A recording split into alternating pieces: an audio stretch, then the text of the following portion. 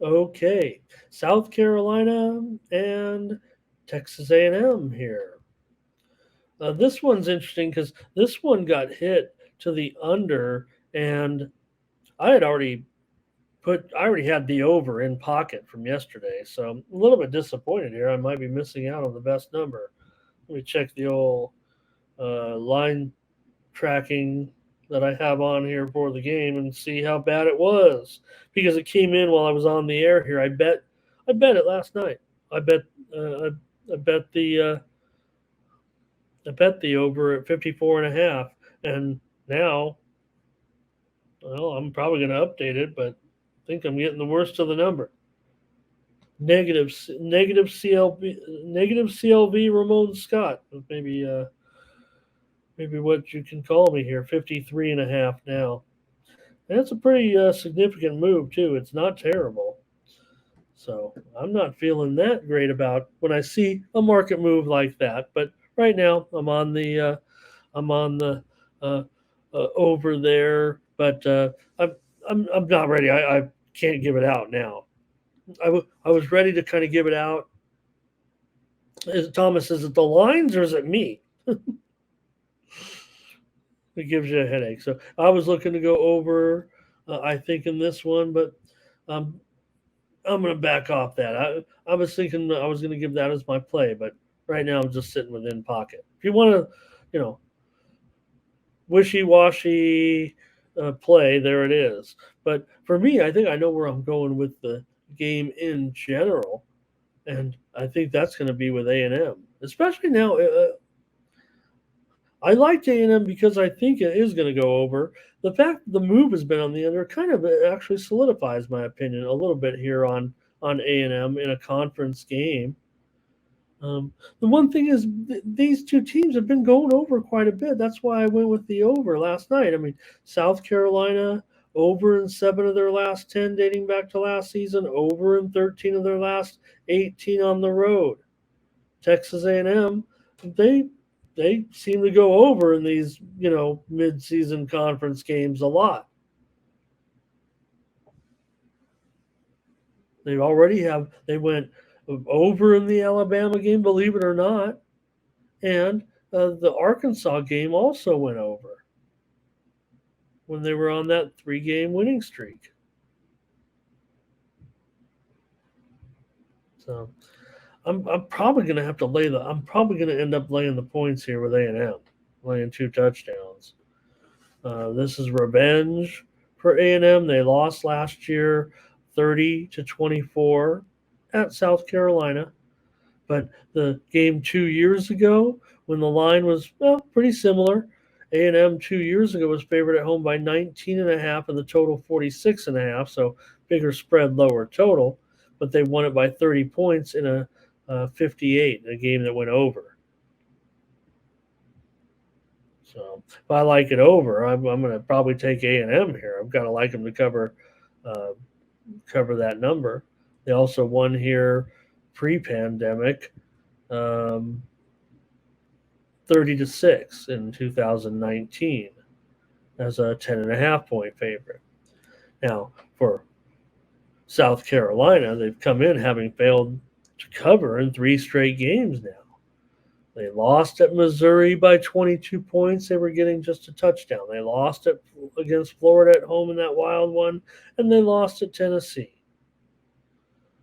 So looks like Thomas wants to lay it with me, and I'll do it. I'm gonna take A&M. Already seeing big.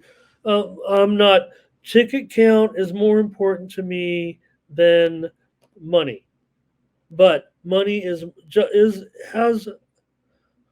I look at the two line services that I pay.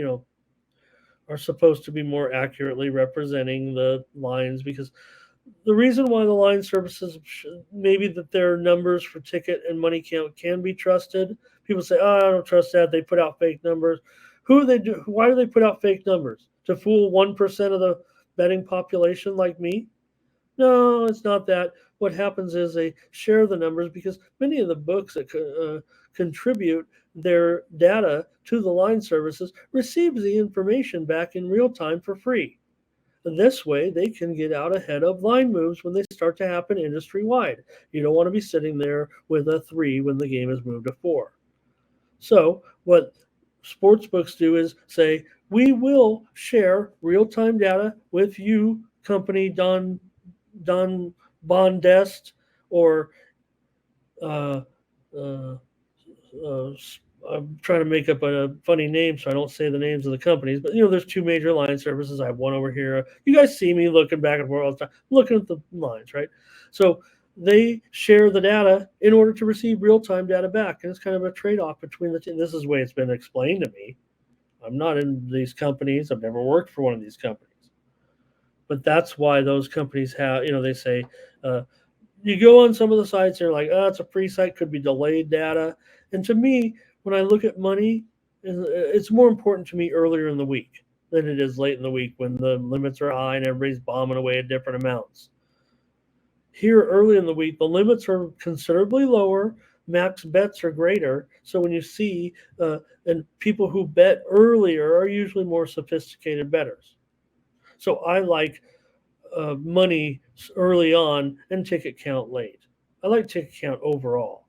And people, the argument about ticket count is, hey, well, you can't trust ticket count because someone could walk up to the window and place that they want to do $1,000, so they do 10 $100 bets. Okay, like everybody's like, hey, I want to fool the book. So, there's sometimes a little bit of a problem like online where you got to put it in at 100 and let the line um, re, uh, re, um, recalculate, calibrate. Maybe the line is calibrating to, because you just can't bomb away, limit plays like in live betting a lot of times. They say, oh, this book's limited me at $25. Well, yeah, you're probably a sophisticated live player that beats them every time, so you're going to get $25 a pop. That's just it. That's just a fact. Why not spread your action out a little bit and give a little back to the books? Um, you should just be able to do that in your own variance. Everyone's going to lose bets, but like I said, people say, "Oh, I got banned because I was betting over under K props and I won them all." Yeah, books don't want you doing that. They want a variety. They want someone who is going to have a little bit of variety. Now, if you want to walk up to the window 10 times and do it, nobody's going to check your ID, but you're going to be limited. As a walk up customer. Okay, well, enough of that. Nobody cares. Let me get to South Carolina and Texas A&M here in this one with uh, Texas A&M as my play because of the. I like the money. I like the early money count on this one. Quite frankly, I think that this looks pretty sharp to me. The line opened 13. It's now 14, and maybe even going up a little bit higher. Give me Texas A&M.